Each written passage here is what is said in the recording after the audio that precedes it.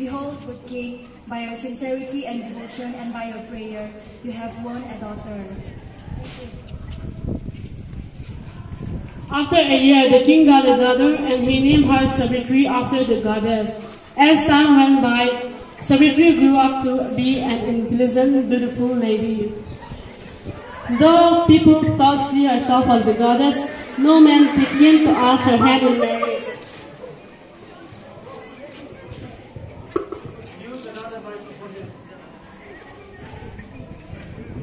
Savitri, my dear, don't you desire? Tell me there will be a time and there will be a time and then a worthy. Father, I'm not disheartened or sad. I just want to travel around the world and find a good husband. Go and find, and I will arrange some marriage for you. Thank you, Father. I shall pay my leave. With that, Savitri traveled far and wide in search of her husband with the company of servants and counselors. After many days, she came upon a hermitage. Savitri entered the hall and brought to the eldest teacher and said, "Dog, a young man came into the hall guiding Don't laugh, don't laugh. old and blind."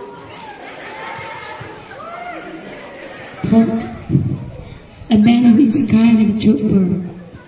Teacher, who's that old man? He is King Satyavan's father, King Peter. He lost his life and his rule was conquered. Stand up. I'd like to marry you. Let's go till that. When Savitri went home, she found her father and mother with the holy Sri Narada.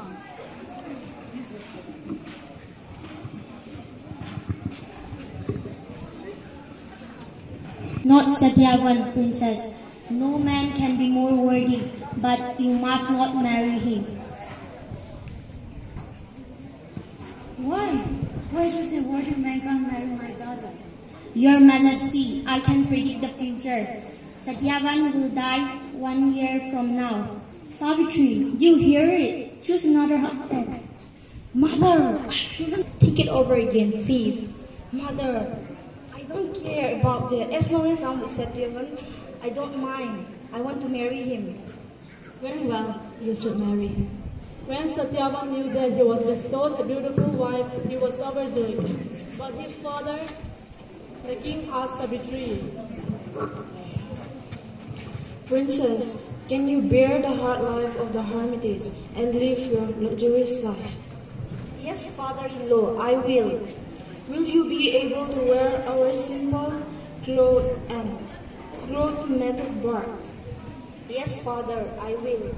Will you eat only fruits and plants of the wild and leave your food of the palace?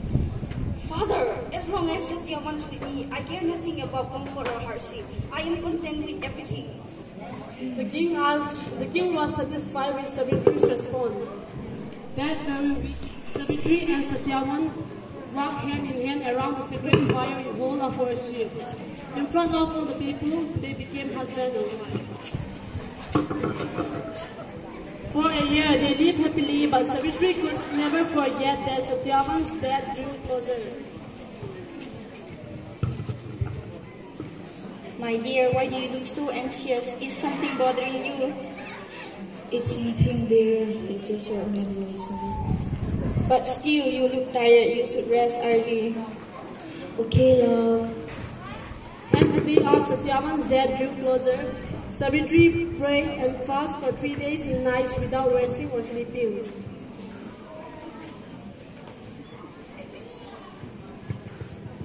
My dear, prayer and fasting may be good, but why so hard on yourself?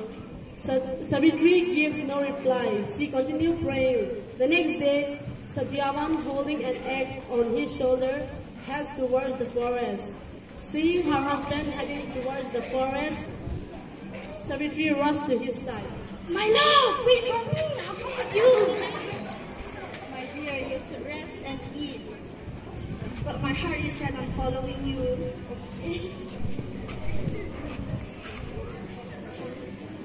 Hand in hand, they walked together and enjoyed the beauty of nature along the woods. Satyavan chopped firewood while Savitri rested under a shade. Suddenly, Satyavan, while chopping the firewood, dropped his axe. My love! Savitri rushed to his side.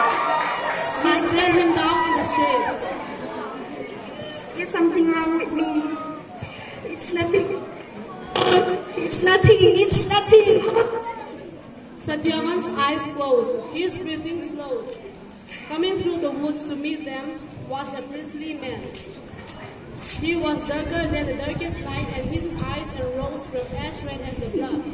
Savitri trembled but asked, Who are you? I am Yama, god of death. Princess, you see me only by the power of your prayer. And now it's time I take Satyavan with me. No, please don't take him, please. Happiness awaits for husband and my kingdom. He's a man of great virtues. Yama then took a small noose and passed it through Satyavan's breast, and his breathing stopped. Yama placed the likeness inside his robe. Then he turned and headed south back to his domain. You cannot follow to the land of the dead. Lord Yama, I know your duty is to take my husband, but my duty as a wife is to stay beside him. And that duty has ended.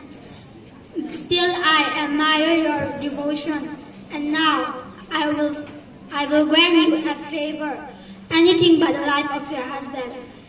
Lord Yama, please restore my father-in-law's kingdom and his side. Your father-in-law's kingdom and his side shall be restored. With that, Yama again headed south. Savitri followed.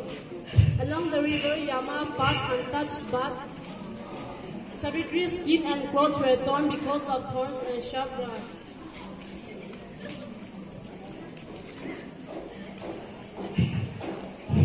Lord Yama, please draw many children to my father. Your father shall have many more children. Yama once more turned south. Again, Savitri followed. Up steep hill, Yama glided while Savitri clambered again after. At the top, Yama halted.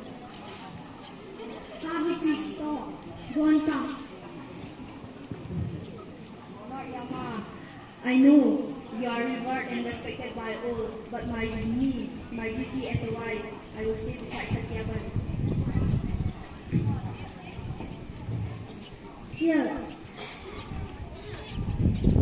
anything but the life of your husband. Please, God will listen to me and let me be the king of Satyavan. Please, Lord Yama. Yama's eyes grew wide as she stared at Savitri. As if you are not asking for your husband's life, and I cannot grant your wish without releasing him. Your wish is as strong as your will. Yama took out the spirit of Satyavan.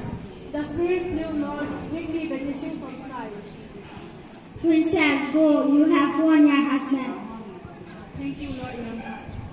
Savitri made her way back to Satyavan. The sun was setting.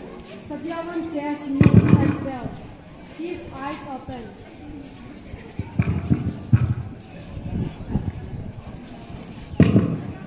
My dear, has they ended long? Yes, my love, your sleep's long now. My dear, what is the problem? Why are you crying and smiling at the same time? My dear, is it your happiness? Let's go home. I love you. Yama was true to all he had promised. Savitri's father became father to many more. Satyavan's father regained both sight and kingdom. In time, Savitri became king and Savitri his queen. They lived long and happily, blessed with many children, so they had no fear or tears when Yama came again to carry them to his kingdom. That's all for our drama. Thank you.